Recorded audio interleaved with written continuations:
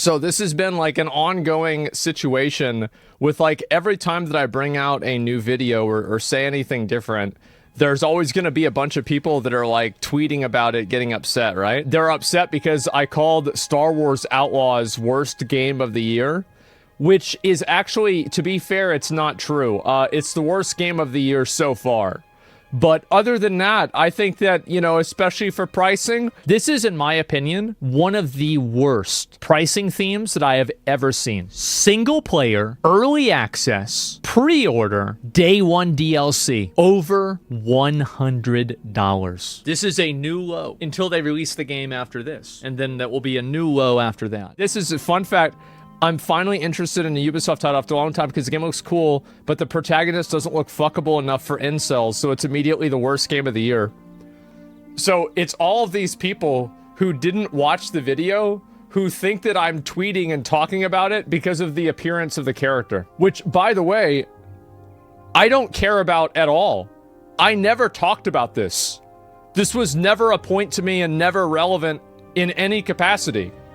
It was always about the money that the game costed, and the fact that I thought a Star Wars game without lightsabers, you might as well just call it, you know, like Space Wars or Space Battles or something like that.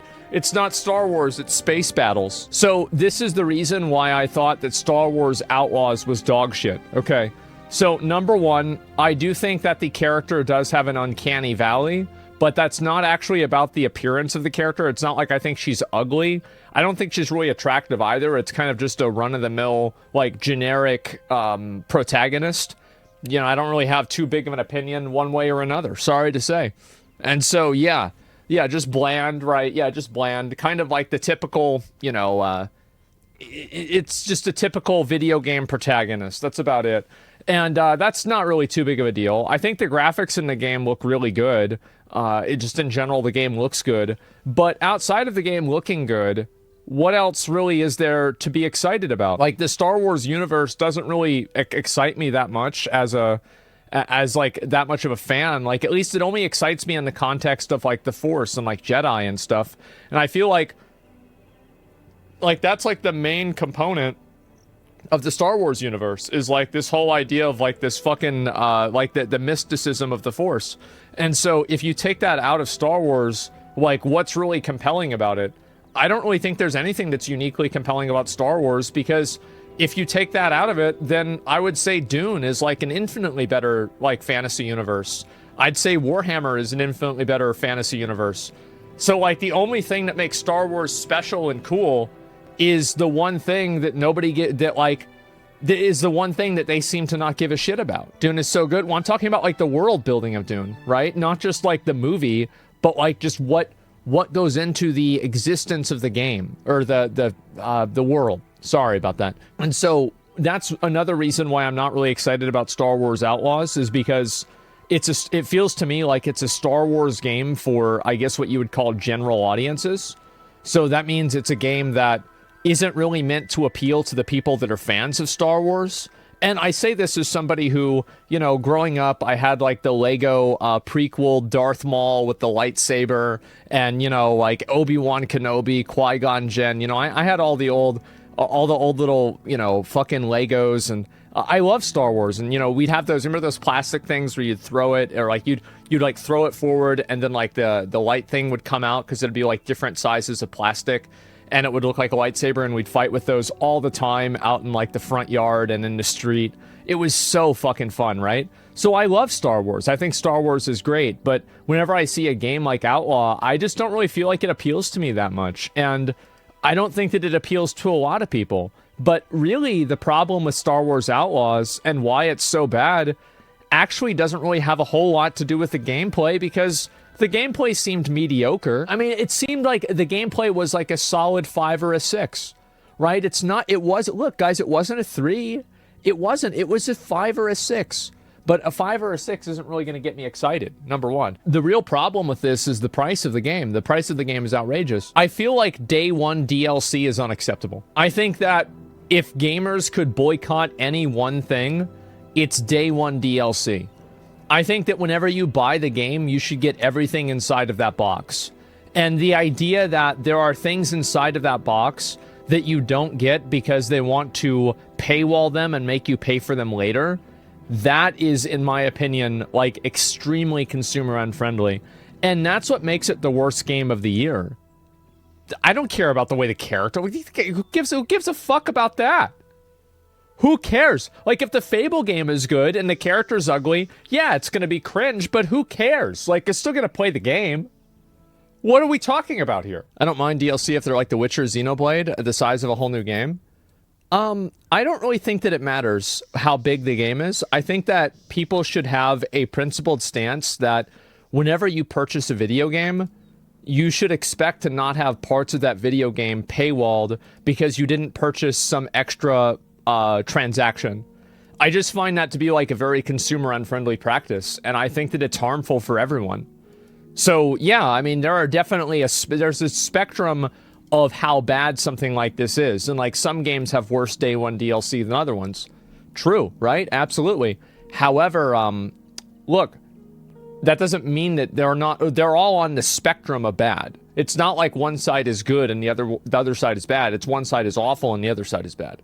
So they're all on the bad spectrum. And so yeah, I saw a lot of people that were very unhappy about what I said.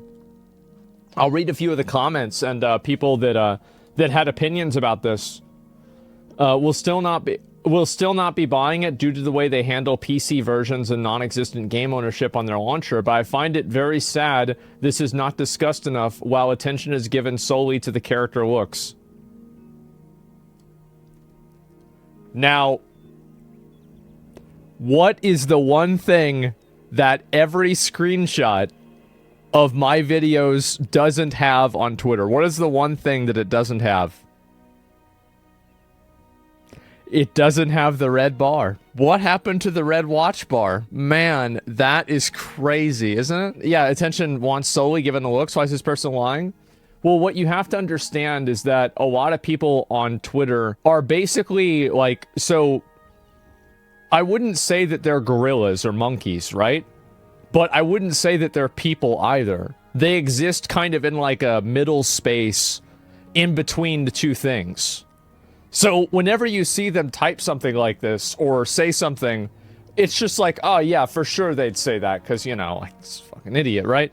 And that's it. It's the missing link. Yeah, you guys thought we couldn't find Bigfoot? We see him every day. He's on Twitter.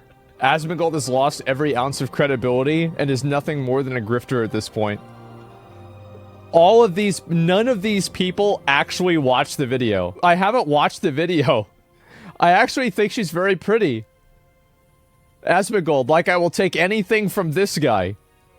If you watch the video, how is this your takeaway? Nowhere does it say or imply that. Man, it's kind of weird that you have this many people that are tweeting and talking about me all the time. Like, I'll wake up and there'll be like thousands of people that have like tweeted about me and talked about me.